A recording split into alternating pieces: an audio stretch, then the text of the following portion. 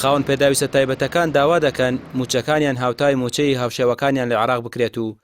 داواش دەکەن هەرێم لەوە زیاتر یاری بە گوزەران و قوتیان نەکات یان 150,000کەش ببڕێت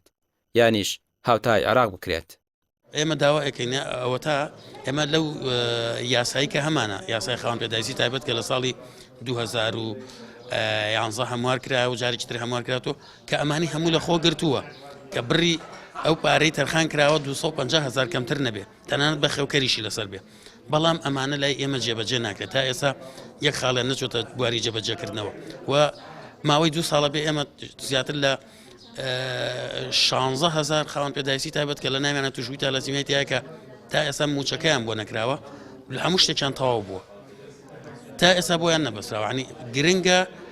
هەم حکوومەتی هەرێمی کوردستان وەزارەتی کاروباری کۆمەڵەتی وەزارەتی دارایی وەڵامێکی مقنعمان پێ بدەنەوە و پێویستە جێبەجێ بکرێت نەک هەر وەڵامەکە بێت. نیابەتەن عن الشعب چەند ڕۆژێک بەر لە ئێستا ئەنجومەنی نوێنەرانی عێراق بڕیاریدا موچەی خاوەن پێداویستە تایبەتەکانی عێراق لە 170,000 دینارەوە بکرێت بە 250,000 دینار بەڵام بڕیارەکە هەرێمی کوردستان ناگرێتەوە ئەوەش نیگەرانی خاوەن پێداویستی تایبەتەکانی بە دوای خۆی داهێناوە. دوێنێ قەرارێ زۆر باش درا لە بەرژەوەندی سەرجەم خاوەن پێداویستی تایبەتەکان قەرارەکە لەلایەن حکوومەتی عێراقەوە بوو ئێمە چاوەڕوان بووین بەڕاستی کە عێراق ساکە خۆتان دەزانن عێراق تەشکیلاتی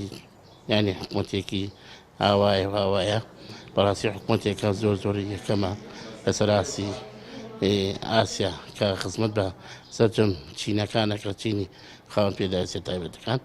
ئێمە 150,000 دەداتێ کوردستان بەڕاستی وەکو خێرپێکردنە داتی ئەمە وەکو زەکاتی وایە جا من پێم خۆشە بە تایبەتی کە ئەو 150,000 دینارە ئەگەر نەیکاتە پیاوەتی بەسەرمانەوە بیبڕێ باشترێکە کە شمولی هیچ قەراراتێ ناکە نەسلفەی زەواجەکە نەسلفەی عقاراتەکە ئەمانە وەکو خێرپێکردنی وایە بۆ یەکە ئێمە زۆربەی تایەتی نەخۆشە زۆربەی تایەتی پێویستی بە عیلاجە پێویستی بە هاوکاریکردنە بە چاودێریە.